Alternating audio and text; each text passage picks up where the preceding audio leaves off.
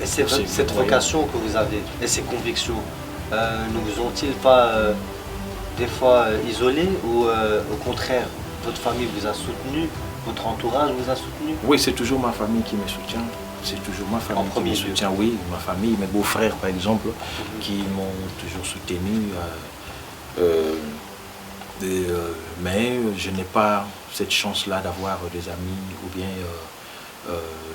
des gens même du quartier où je réside, où j'ai résidé, où j'aide, où je construis des bureaux, où je fais quoi que ce soit là, des gens là pour se venir aider. Non, je ne vois pas. Vous avez des ennemis dans le milieu? Les ennemis se sont créés eux-mêmes. Oui, se sont créés eux-mêmes. J'ai compris que quand j'ai commencé, juste quand j'ai commencé, quand j'ai pris cette position d'aider les gens sans pour autant regarder le manque que je peux avoir, je me suis créé des ennemis. Des gens me critiquent, des gens regardent même, suivent même mes histoires sur le site internet, sur Facebook, quoi que ce soit, sans rien commenter, sans même encourager. Vous savez que nous avons besoin des encouragements, même si on ne me donnait pas l'argent, quelque chose, mais juste encourager, donner des idées, parce que oui, donner des idées et ajouter une pierre dans la construction. Oui, ça fait quand même quelque chose de bien, mais c'est que moi j'ai remarqué, mais les gens parlent derrière mon dos, des gens me combattent, j'ai été même empoisonné. Et puis je continue à travailler et sur le chemin il y a des gens qui me quittent aussi parce que pour eux, non pas ils ont peur, mais c'est pour eux, ils voulaient vraiment que quand on commence directement, on commence à avoir des millions, on commence à avoir de l'argent, de succès quoi. De succès et quoi que ce soit, mais or il faut forger parce que je souffre vraiment quand je fais, je me bats, je me sacrifie vraiment, comme moi je suis le visionnaire, j'ai la vision, je regarde haut, mais ceux qui m'accompagnent, il y a d'autres qui abandonnent sur le chemin, il y a d'autres qui continuent, parce que chaque fois il y a des gens aussi qui chantent.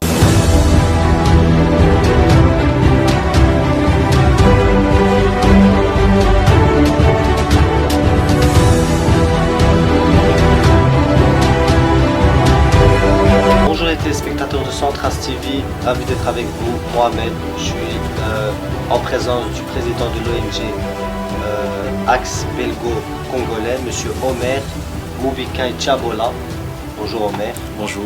Je suis ravi d'être avec Omer, président de l'ONG Axe Belgo-Congolais. Donc aujourd'hui, nous voulons découvrir surtout les activités de cette ONG, qui est Axe Belgo-Congolais, son rôle notamment. Oui, merci. L'Axe Belgo-Congolais est une ASBL, ici en Belgique et puis ONGD au Congo. Donc c'est une ASBL de droit belge et de droit congolais. En fait, nous travaillons depuis 6 ans maintenant et dans l'aide aux filles mères, aux veuves et aux orphelins. Nous leur octroyons de financement pour créer leurs propres entreprises afin de devenir autonomes et être utiles à la société. Mais de l'autre côté, nous les aidons juridiquement et médicalement aussi. Nous faisons aussi la lutte contre les érosions. Alors, nous œuvrons dans la commune de Lemba. Dans le quartier Mbanza-Lemba, c'est là où notre siège, il y a là où est installé notre siège, et puis notre bureau administratif est au niveau de la Gombe, en ville. Okay. Vous avez, excusez-moi, vous avez une précision sur ce qu'est l'érosion pour les téléspectateurs de Centras TV? Oui, l'érosion est l'écoulement du sable causé par la mauvaise canalisation de l'eau. Donc c'est vraiment fréquent au niveau de la RDC, dans la capitale Kinshasa et puis dans des provinces aussi. Quel type de problème ça provoque? Ça provoque l'écoulement des eaux et puis la destruction des parcelles, des maisons. Ah d'accord. Oui, oui. Alors de ce côté-là, du côté de Mbanza-Lemba où nous avons installé notre siège, ce problème-là est vraiment fréquent parce qu'il y a des têtes d'érosion. Il y a presque 18 têtes d'érosion au niveau de Mbanza-Lemba. Il y a 115 têtes d'érosion au niveau du campus. À Livoulou, il y a 12 têtes d'érosion. Et puis il y a un peu beaucoup là parce que nous œuvrons au niveau de Mbazalem, Balivoulou, plateau de professeurs et Rigini, Salongo, pour ne pas citer les autres aussi. Donc c'est ce que nous faisons vraiment pour venir en aide à la population qui en a vraiment besoin. Et l'État congolais vous soutient dans votre démarche? Bon, soutenir financièrement, non. Non, jusque-là, non. Nous le faisons par nos propres efforts, par mes propres efforts, parce que je suis l'initiateur et le président. Je n'ai pas encore commencé à recevoir des aides par-ci, par-là. Il y a certains particuliers ou même membres de la famille qui m'aident des fois, de temps en temps, à passer certaines difficultés, mais au niveau de l'État de mon pays résidentiel et de mon pays où je vais travailler, je ne reçois pas encore de subsides ou bien des aides quelconques, mais je travaille vraiment. Si vous allez sur YouTube, vous allez voir nos activités. Vous pouvez donner votre page YouTube? Oui. Notre page YouTube, Axe Belgo Congolais, ONGD, ASBL. Les gens peuvent suivre notre site internet www.axbelgocongolais.com. Les gens peuvent suivre, toutes nos activités sont là, oui, et puis à la satisfaction de tout le monde, et puis surtout au peuple congolais, au peuple africain, au peuple de partout. Mais vous, donc c'est un projet personnel, mais qu'est-ce qui vous a poussé à avoir cette démarche? Et depuis quand vous l'aviez? C'est l'amour, ce qui m'a poussé, c'est l'amour de mon pays, l'amour de ma patrie, l'amour de mon quartier, l'amour de mes compatriotes. C'est vraiment cet amour-là, cet amour profond, cet amour vrai qui m'a poussé à faire quelque chose. J'ai passé beaucoup de temps à l'étranger. En revenant dans mon pays, j'avais trouvé que la situation ne s'arrangeait pas. Il y avait toujours les reculs et c'était dégradant, c'était vraiment catastrophique selon moi. Alors je me suis dit, ça m'a vraiment révolté, je me suis dit que je dois faire quelque chose pour venir en aide à cette population, tant que moi je vis à l'extérieur et je suis j'ai quand même un privilège de voir les commissaires européens, de voir les gens qui peuvent aider, qui peuvent apporter vraiment quelque chose de mieux, de meilleur pour venir en aide à cette population-là. C'est pour cela que j'avais créé cette ONG qui existait déjà ici en Belgique comme ASBL. Et puis au niveau de la RDC, j'ai dû créer cette ONGD parce que là c'est une ONG de développement. Oui. Et par la grâce de Dieu, y a-t-il des activités qui ont pu aboutir à des solutions pour ces populations? Oui, il y a eu des activités, vraiment des activités. C'est ce que j'ai dit. Nous, ce sont des actions. On ne parle pas trop. On pose des actions. Nous réagissons et puis des actions vraiment concrètes. L'aide, comme je vous ai dit au début, nous octroyons de l'aide financière aux veuves, aux filles mères, afin qu'elles puissent créer leurs propres entreprises. Beaucoup ont créé des restaurants, de petites restaurations. On appelle ça Maléo au Congo, Kinshasa. Alors, il y a beaucoup qui ont créé des salons de coiffure. Il y a d'autres qui sont devenus qui coudent, qui sont devenus des tailleuses. Et puis il y a beaucoup qui font d'autres activités aussi, à part ce que j'ai cité là. Sont-ils reconnus comme des indépendants aux yeux de l'État? Oui, parce qu'une fois qu'elle a son aide financière, elle devient indépendante, elle crée son propre entreprise et puis elle va qu'à ses occupations, c'est comme ça. Nous avons fait beaucoup d'activités, nous avons fait beaucoup d'aide aussi, même au niveau de l'État congolais, parce que nous avons construit le bureau de quartier, le bureau de la police, dans 2 quartiers, Mbazalem et Balivoulou. Ça, c'est sur demande de... Les gens peuvent vérifier d'ailleurs. Oui, bien sûr, les gens peuvent vérifier toujours parce que je vous ai dit que nous, ce sont des actions. Nous posons des actions, nous ne parlons pas beaucoup. Donc, on parle seulement quand on est devant des journalistes comme vous, par exemple. Vous posez des questions, nous répondons. Mais nous ne parlons pas beaucoup, nous faisons tous juste des actions.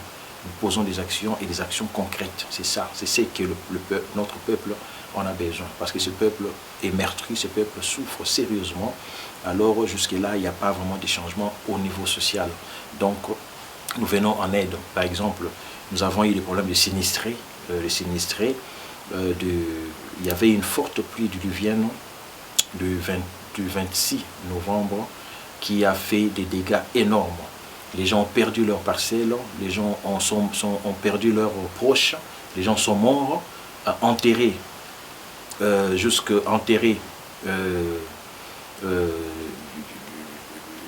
sous leurs parcelles.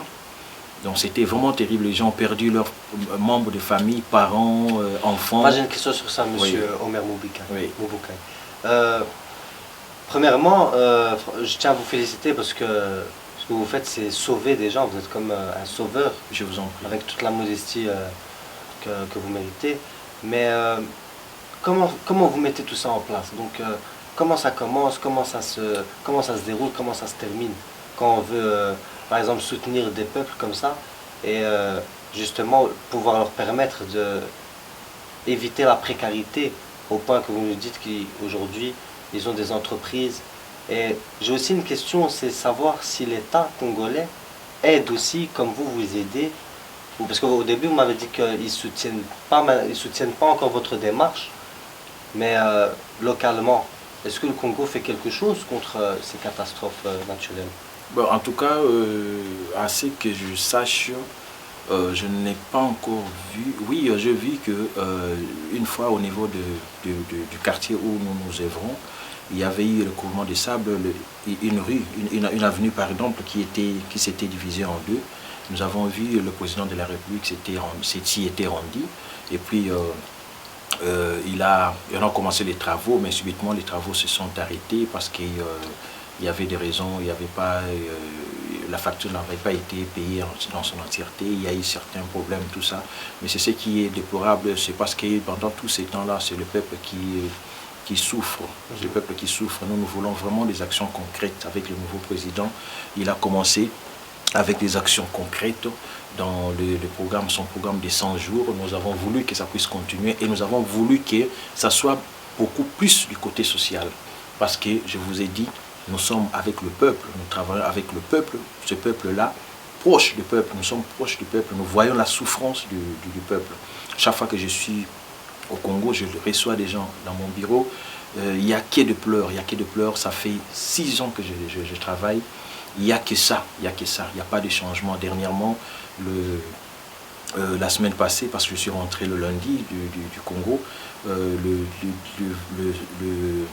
samedi, il y a eu un événement où nous avons réuni toutes les mamans, beaucoup de mamans qui sont venues, et puis il y a toujours des doléances, c'est les mêmes doléances de la fois passée, il y a 5 ans, les mêmes doléances, il y a toujours, donc il n'y a pas de changement. Il n'y a pas de changement. Or, nous avons voulu vraiment qu'il y ait du changement avec l'arrivée du nouveau pouvoir. Mais nous avons toujours de l'espoir parce que les connaissants, nous savons que c'est un homme de parole, c'est un homme qui a de l'humanisme en lui. Alors, il y aura toujours quelque chose qui va se passer. Mais les gens attendent. Nous avons soutenu le président. Nous avons dit aux gens de soutenir le président et ces gens-là nous regardent, nous. Moi, par exemple, les gens-là me regardent comment ça se passe, que ce sont ne change pas. Donc, on est acculé par ces gens-là, par ces peuples, par ces femmes, ces pauvres qui ont besoin d'un changement total du côté social. C'est pour cela que je vous dis que nous n'avons pas encore reçu des aides financières ou bien des aides quelconques de l'État ou bien d'une personne quelconque. Je travaille toujours selon mes propres efforts, selon la sueur de mon front, comme Dieu l'a dit. Comment ça se passe, monsieur Omer, au niveau juridique? Y a-t-il moyen dans ces pays-là pour faire valoir leurs droits? Oui, nous le faisons du côté juridique. Dans l'axe belgo-congolais, nous travaillons avec des juristes, une équipe de juristes, donc des avocats, des juges, des magistrats, qui, quand quelqu'un a un problème, par exemple, comme c'est un milieu pauvre, les gens ont un problème, par exemple, avec un général ou bien quelqu'un de haut niveau. Alors, il vient avec le dossier, on lui donne un avocat, cet avocat-là va le défendre au niveau du tribunal. Et puis, parce que la défense n'est pas n'est pas free. Donc, elle est payante parce que l'ouvrier travaille toujours avec l'ouvrier a droit à son salaire. Donc l'avocat qui va défendre la pauvre femme doit être rémunéré. Donc cette rémunération, l'Axe belgo-congolais paye 10% à l'avocat et puis le reste la personne paye. C'est toujours un prix vraiment un prix compréhensif parce que c'est comme le prodéo ici en Belgique. Oui, c'est comme le prodéo ici en Belgique. Vous leur permettez finalement de pouvoir faire valoir leurs droits et c'est très important aussi, je pense, parce que le Congo est finalement aussi un pays de droit. Oui, on ne peut pas dire que c'est une dictature. Non. Pour le moment, il n'y a pas de dictature voilà, au donc Congo. les gens peuvent toujours, avec leurs droits, avec l'assistance de gens comme vous et leur avocat, s'il y a un problème, régler certains de leurs soucis. Nous les faisons et puis à la satisfaction du peuple, parce que beaucoup de gens sont satisfaits de ce service-là du côté juridique. C'est pour cela que nous continuons toujours à le faire parce que les gens nous remercient beaucoup et puis nous, notre objectif c'est aider le peuple à s'en sortir dans plusieurs domaines. Mais qui vous êtes, vous, Monsieur Omer Moubikaï, dans votre voix, dans votre soutien, dans vos activités de l'ONG Axo Belgo-Congolais?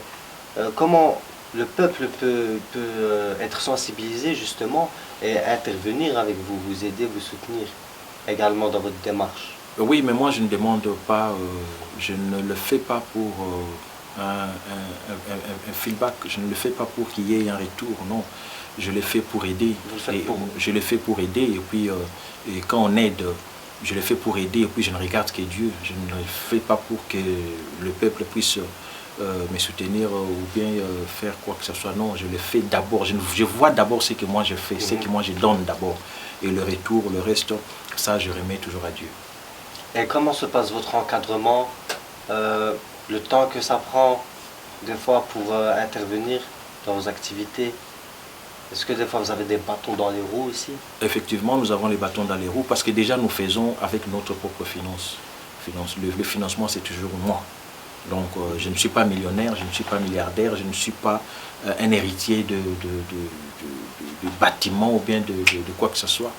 Donc je ne suis qu'un simple travailleur en Europe.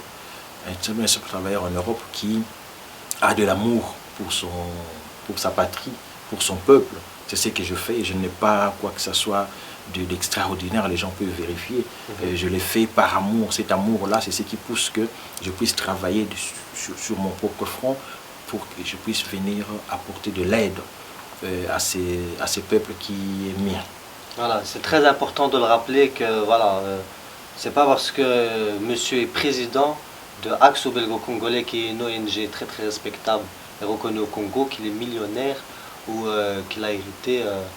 C'est indépendamment de toute aide, il le fait par sa propre volonté. Mais moi j'ai une question justement à ce sujet-là, c'est pour ça que je vous ai lancé là-dessus. Qu'est-ce que vous pensez par exemple des mouvements panafricanisme et des panafricanistes qui sont contre un combat contre leur politique, alors que partout en Afrique, il y a aussi des catastrophes naturelles. Et d'un côté, on a des gens comme vous qui interviennent au niveau humanitaire, juridique, face à ces catastrophes, et on a d'autres qui préfèrent ou qui estiment que le combat se fait plutôt avec le gouvernement, parce que le problème vient aussi du gouvernement. Pour moi, je ne dis pas qu'ils ont tort, je ne dis pas que vous avez tort. Pour moi, les deux ont raison. Mais comment on peut avancer en aidant l'Afrique dans toutes les manières? Est-ce que ça suffit d'apporter de l'aide humanitaire ou il faut du juridique?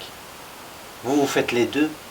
Oui, mais je fais les deux, mais vraiment, je suis vraiment dans l'humanitaire.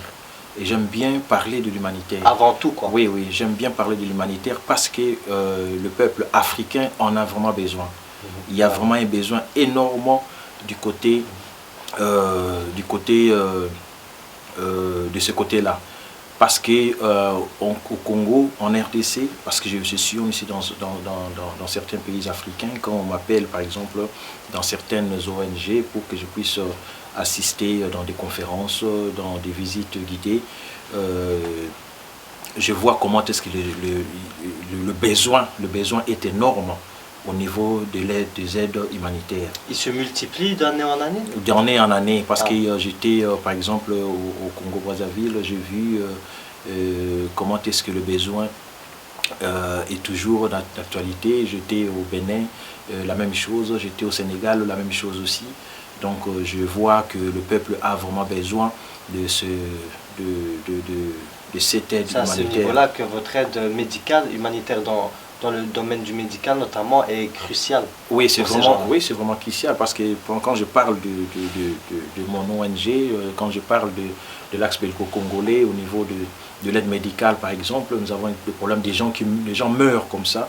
Aujourd'hui on a des problèmes de coronavirus, mais on allait en parler justement. Oui, mais il y a des gens qui meurent à cause des tensions, de la tension. Comment? Parce qu'ils ne savent pas, ils sont ignorants.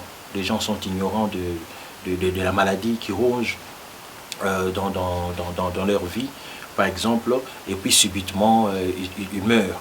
Ils meurent, pourquoi? Parce qu'ils ne savaient pas qu'il était malade, ils ne savaient pas qu'il y avait un problème de tension, il y avait un problème de glycémie, ils ne savaient pas, ils n'étaient pas au courant. Et subitement, le cas arrive. Vous comprenez? C'est un peu ça le problème que nous avons. Nous aidons médicalement avec les médecins de l'ONG Axe Belgo-Congolais qui font des visites de temps en temps aux membres, aux pauvres femmes. Je dis toujours pauvres femmes parce que c'est vraiment un milieu vraiment très pauvre. Si vous voyez les activités sur notre page Facebook ou bien sur YouTube, vous allez voir que toutes ces mamans-là sont des pauvres femmes, des pauvres filles, des pauvres gens qui ont vraiment besoin de l'aide. Et filles-mères aussi. Hein. Filles-mères, oui, filles-mères. Quand on dit filles-mères, ce sont des filles des jeunes filles de 14 ans, des jeunes filles de 12 ans qui ont des enfants. Pourquoi? Parce que par manque d'activité, par manque de moyens, elles se donnent à tout le monde qui arrive pour avoir quelque chose. Et puis, c'est l'enfant qui est là, et puis elle ne sait pas subvenir aux besoins de l'enfant, et puis elle est dans la rue. Et ce sont des filles qui viennent pleurer dans l'axe belgo-congolais pour que nous puissions les aider. Nous ne pouvons pas les jeter, nous ne pouvons pas refuser leur main tendue. Nous les appelons, nous les encadrons afin qu'elles deviennent autonomes, elles deviennent utiles dans la société. Mais, Monsieur Omer, que pensez-vous que justement de cette situation en 2020? Comment c'est encore possible qu'il y a des pays comme ça où au Congo par exemple, où des filles sont déjà mères? Est-ce qu'il y a un espoir? Est-ce que ça peut justement évoluer? Oui, ça peut évoluer si on les encadre. Si nous avons des moyens, si on nous donne des moyens, nous allons encadrer. Nous avons un projet de 200, nous avons un projet pour l'encadrement de 200 filles. Ce projet-là, de 200 femmes veuves, ce projet-là est sur la table. Nous avons essayé de demander des aides par-ci par-là pour qu'on puisse nous aider à financer ces projets-là. C'est un projet qui vaut la peine. Qui vaut la peine, oui. 200, quand on encadre 200 fini, et puis on prend encore 200, vous voyez que ça peut toujours changer. Il y a toujours de l'espoir parce que nous avons beaucoup des idées, nous avons beaucoup des idées et nous voulons avoir des moyens. Si nous avons des moyens, nous allons vraiment réaliser tous nos projets, réaliser toutes ces idées-là, des ambitions, et puis ça va vraiment aller aider ces jeunes, cette population qui souffre sérieusement, ces femmes, ces jeunes filles, mères, comme je vous ai dit, dans notre pays. Un mot sur le corona, c'est avec les frontières qui ferment, les interdictions. Est-ce que c'est plus compliqué pour vous? Est-ce que ça retarde vos projets? Oui, c'est compliqué parce que normalement, nous avons un projet que nous devons mettre en place sur la salubrité. Normalement, le ramassage de poubelles et consorts, normalement, c'est un projet que nous devions mettre le mois prochain en application, mais par rapport à la fermeture des espaces aériens, nous ne pouvons pas le faire, donc nous sommes obligés de le repousser, à moins que la situation puisse changer et qu'on puisse revenir aux décisions prises par le chef de l'État et puis les organismes internationaux. Mais là, vraiment, ça a vraiment bouleversé notre programme. Le corona existe, ce virus-là existe, et puis ce virus-là est mortel. C'est très dangereux, c'est ce que je voulais lancer aussi.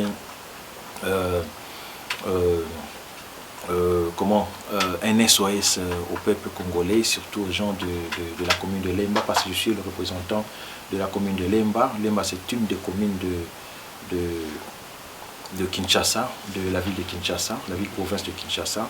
Alors, je vais lancer un SOS au peuple congolais, aux habitants de Kinshasa, de la commune de Lemba, vraiment de ne pas négliger, le corona existe et puis il est dangereux. Il faut juste prendre des précautions. Des précautions, c'est distancer, laver les mains, éviter de serrer la main, Et pour cracher, il faut faire comme ça, et puis exténuer. Et puis des précautions, il y a vraiment des précautions. Quand on suit des précautions, et rester chez soi aussi. Ne pas sortir quand on n'a pas besoin de sortir. Quand il n'y a pas une nécessité, par exemple, pour aller au supermarché ou bien à la pharmacie, en tout cas, ou bien au travail, par exemple, pour des gens de service, mieux de rester chez soi au lieu de sortir, parce que rester chez soi, ça diminue au moins la contamination. Vous pensez qu'il y a un espoir à ce niveau-là aussi nous pouvons toujours avoir l'espoir. Nous pouvons toujours avoir l'espoir. Nous pouvons toujours avoir l'espoir. L'espoir, à part Dieu,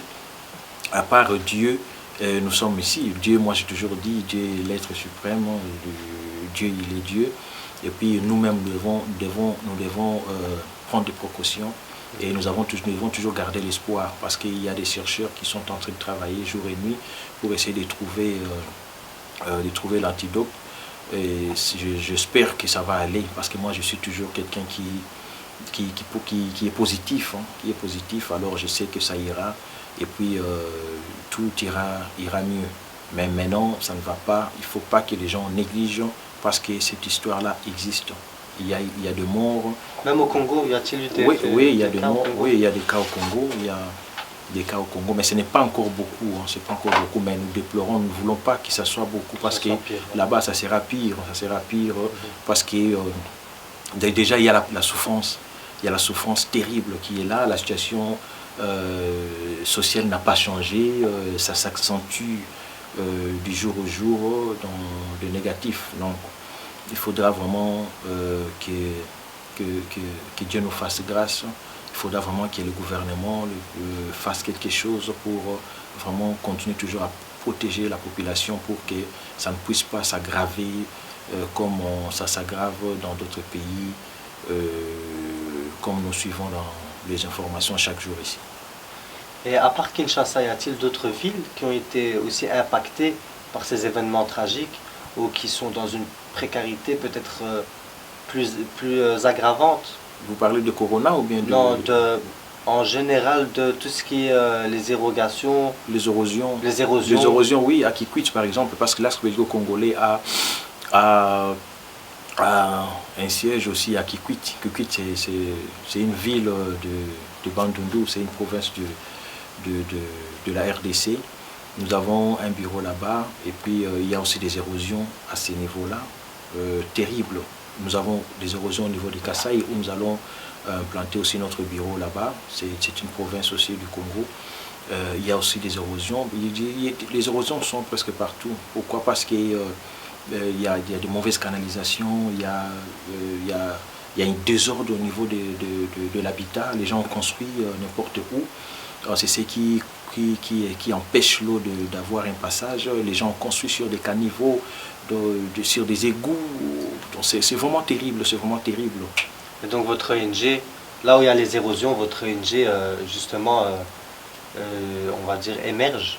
Oui. Pour apporter son soutien. Oui, pour apporter son soutien, avec le peu que nous avons. Avec le peu Si que vous avez. nous avons beaucoup de moyens, si nous avons un très grand soutien au niveau de la population, du gouvernement, ou bien au niveau des particuliers, parce qu'il y a des gens qui ont de l'argent au niveau du Congo, hein, malgré qu'il y a la souffrance, mais les gens qui ont de l'argent, mais ils n'ont pas l'humanisme, ils n'ont pas le cœur, parce que le cœur, parce que ce que nous faisons, quitter la Belgique, aller tout le temps là-bas sans pour autant attendre quelque chose au retour.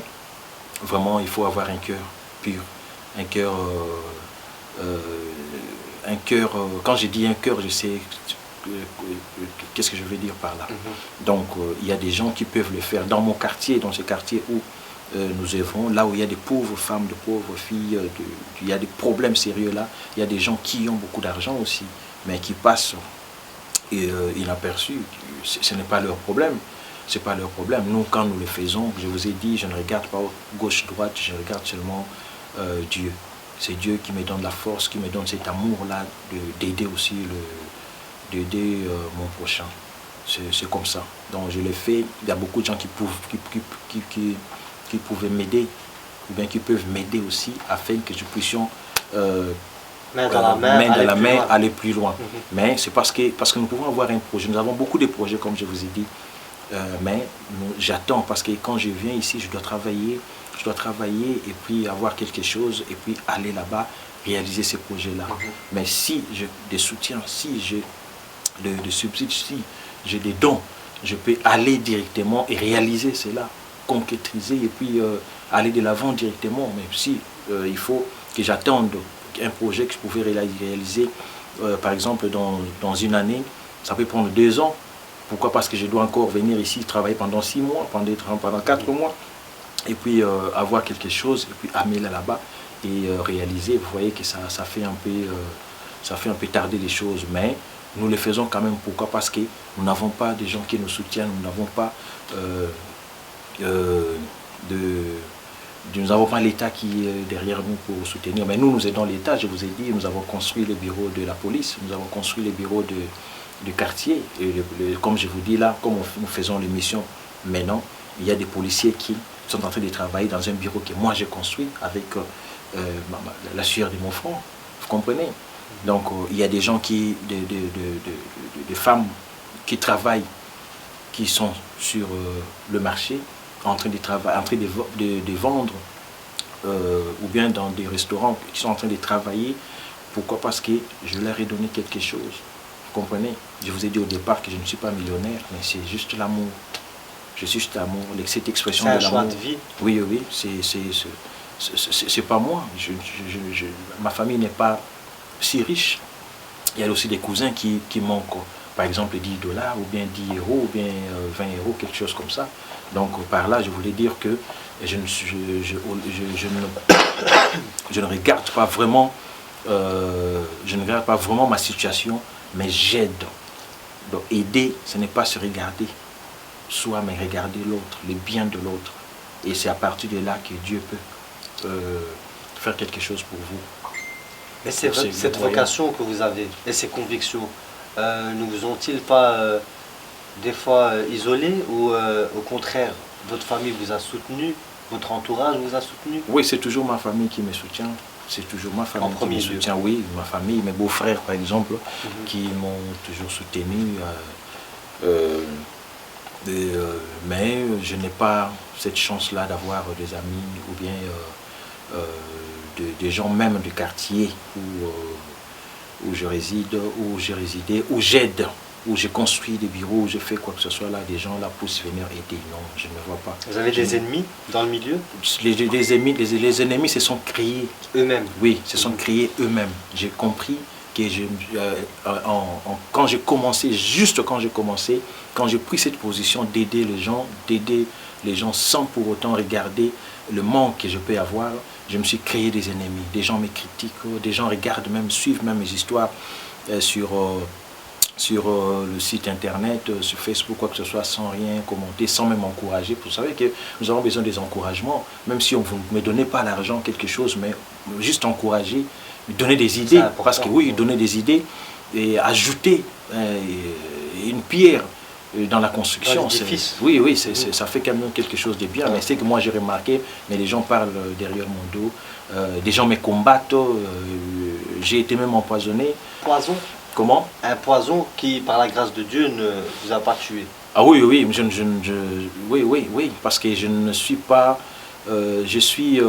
C'est impressionnant. Hein, oui, oui, oui, oui, oui, je suis vraiment en train de... Il y a vraiment un très grand danger que j'ai toujours couru en faisant cela parce que nous, dans le milieu congolais, les gens sont vraiment de mauvais cœur. Les gens sont vraiment de mauvais cœur. C'est étonnant aussi de voir que quand on fait des choses pour le bien des autres, mais on a les bâtons dans les roues, on a des gens qui nous combattent, même vis-à-vis comme ça, les gens nous combattent, mais on ne regarde pas tout ça. Si il fallait laisser, j'allais laisser depuis très longtemps. Sur les chemins, j'ai eu beaucoup de problèmes. J'ai perdu mon frère qui a été empoisonné aussi, qui était secrétaire général de l'ONG il y a 3 ans.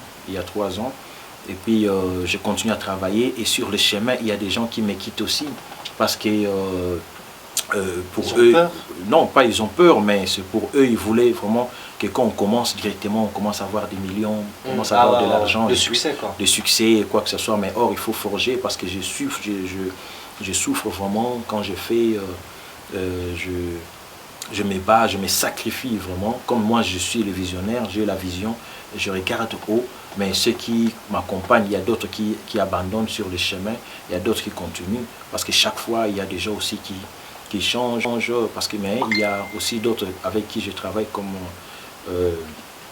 je ne citerai pas les noms, mais il y a d'autres qui sont là parce qu'il y a des salariés, hein, j'ai des salariés, des gens que je paye depuis 5 ans.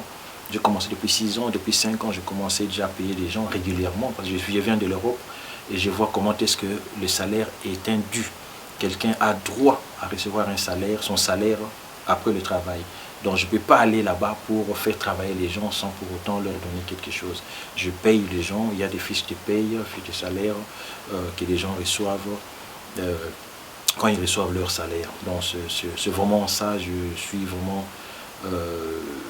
suis vraiment ouvert pour ceux qui ont ce cœur-là, comme j'ai dit, ceux qui ont le cœur pour aider, qui viennent me soutenir de l'axe belgo-congolais, pas moi, pas seulement moi, mais soutenir ces pauvres femmes, ces pauvres veuves qui ont vraiment besoin de l'aide. Ces quartiers qui a besoin vraiment de l'aide. Je parlais aussi de sinistrés, ça c'est une situation qui m'avait vraiment révolté parce que c'est une situation qui m'avait vraiment révolté parce que nous avons aidé aussi les sinistrés en leur donnant la garantie locative. Excusez-moi, monsieur Omer Moubika et Chabola. Ils ont été sinistrés dû à l'érosion. À l'érosion, oui. Je vous ai parlé d'une pluie diluvienne du 26 novembre. Oui. Ça avait créé de sérieux problèmes, ça avait créé des dégâts. Les gens sont morts, ils ont perdu leur parcelle, leur maison. Et puis, ils étaient là, au niveau de la commune. On leur avait donné une place, un endroit dans la salle polyvalente de la commune de Lemba par le bourgmestre, le gentil monsieur Jean Saka, qui travaille très bien dans la commune de Lemba depuis qu'il est devenu bourgmestre. Et le monsieur, le gouverneur, monsieur le bourgmestre, leur a pour qu'ils puissent passer la nuit. Et à ce moment-là, il fallait maintenant faire des démarches avec le gouvernement pour qu'on puisse leur installer, leur donner un endroit pour qu'ils puissent s'installer avec leur famille. Mais c'est catastrophique. Je fais 3 voyages, je reviens, il n'y a toujours pas de solution. Les gens ont pleuré. Et il y avait encore des gens qui devaient commencer à répondre encore dans des problèmes sérieux. Nous avons eu, avec l'axe belgo-congolais, j'ai pris 6 familles. 6 familles, je leur ai donné de garantie locative et ils ont trouvé de maisons, ils se sont installés. Donc ça, ce sont des choses que nous faisons toujours pour venir, des choses positives, parce que c'était une situation urgente, il fallait vraiment agir dans l'urgence. Mais nous n'avons pas eu cette aide-là. C'est pour cela l'axe belgo-congolais, comme elle est toujours avec le peuple, ce peuple-là, quand ce peuple-là souffre, on essaye de faire avec le peu que nous avons pour essayer d'aider ce peuple-là. C'est ce que nous avons fait dernièrement. Et vous faites aussi de la prévention pour prévenir ce genre de catastrophe? Oui, oui, oui. La prévention, nous faisons en éduquant la masse. En éduquant la masse, en leur demandant de ne pas jeter des immondices, par exemple, dans des caniveaux, dans des égouts, de ne pas, de ne pas, de ne pas construire anarchiquement. En tout cas, nous faisons beaucoup pour essayer que le peuple ne puisse pas vraiment tomber toujours dans la souffrance, dans cette souffrance qui, je ne sais pas pourquoi elle est continuelle, je sais pourquoi elle est continuelle, mais qui doit s'arrêter quand même au lieu que ça soit Au continuel. bout d'un moment, faut que tout ça cesse. Oui, oui, ça doit vraiment, nous avons toujours l'espoir avec le nouveau président, le nouveau gouvernement, le nouveau président, pour que ça puisse changer. Pour que ça puisse changer. Ça, c'est vraiment, je l'ai dit, nous voulons vraiment que la situation sociale puisse changer, parce que jusque-là, en tout cas, il n'y a pas de changement, mais nous gardons toujours l'espoir, parce que nous avons la confiance au chef de l'État, au nouveau chef de l'État, et que ça ira toujours de l'avant. C'est une confiance que vous donnez au chef de l'État, mais vraiment avec le cœur ou à contre-cœur? Non, avec le cœur, parce Avec que le cœur. c'est quelqu'un que je connais. Vous avez le choix donc. Oui, c'est quelqu'un que je connais, je sais il a ce sens d'humanisme, alors il pourra faire quelque chose, à part les bâtons dans les roues qu'il a, mais s'il s'impose, en tout cas, il pourra faire quelque chose de mieux. Et puis, c'est quelqu'un de bien. C'est quelqu'un de bien, le chef de l'État est quelqu'un de bien, en tout cas, à moins que les gens changent, hein, mais à moins qu'il ait changé maintenant. Mais en tout cas, tel que je le connais, c'est quelqu'un de bien et c'est quelqu'un qui peut faire quelque chose pour notre pays. Ben voilà, Monsieur Omer Mouboukaï, c'est la dernière ligne droite de notre émission. En tout cas, j'ai passé un agréable moment avec vous ici. C'était très intéressant, enrichissant. Je vous en prie. J'espère que par la grâce de Dieu, vos ambitions se dérouleront du mieux possible et du meilleur possible pour l'avenir. Oui. Vous avez un dernier mot peut-être pour les téléspectateurs de Centras TV? Ce que je peux dire, c'est vraiment l'interpellation concernant coronavirus. Coronavirus existe et puis il faut vraiment prendre des précautions. Donc il faut prendre ça au sérieux, que tout le monde prenne ça au sérieux et que les gens qui n'ont pas quelque chose à faire à l'extérieur, peuvent rester chez eux. Et ça, c'est pour vraiment prendre des précautions. C'est le respect du confinement. Oui, le respect du confinement, c'est vraiment très important, très important, je le dis, pour ceux qui sont au Congo, pour ceux qui sont ici, pour ceux qui sont partout dans le monde. Et je remercie l'équipe de Centras TV, tout le monde, de m'avoir reçu ici sur votre plateau. Et puis je salue aussi toutes les mamans, toutes les veuves, les filles mères, les orphelins et tout le monde. Et que Dieu bénisse tout le monde. Voilà, chers téléspectateurs de Centras TV, c'était justement tout pour aujourd'hui. Et à une prochaine fois, on est ravis d'être avec vous.